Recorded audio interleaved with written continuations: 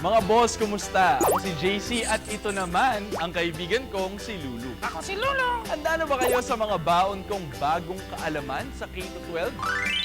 Ano yung K-12? Isa itong proyekto para mas mapaganda ang edukasyon sa ating bansa na nasa ilalim ng Philippine Development Plan o PDP. At sa pagpapatupad ng K-12 program, may mga ilang pagbabago rin sa ating high school curriculum. Halimbawa na lang dyan ang pagkakaroon natin ng senior high school. Kung may senior high school, ibig sabihin ba nun may junior din? Oo, Lulu, meron. Sa junior high school, tatawaging grade 7, 8, 9 at 10 ang dating first, second, third at fourth year high school. Tapos mapupunta sa senior high school ang grade 11 at grade 12. Merong 8 learning areas sa high school level. Ang mga ito ay English, Filipino, Math, Science at Makabayan subjects.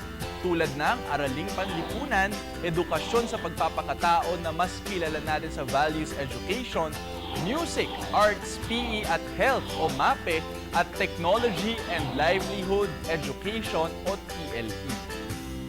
Isa pang pagbabago sa high school curriculum, ang pagkakaroon ng end of grade 10 exam.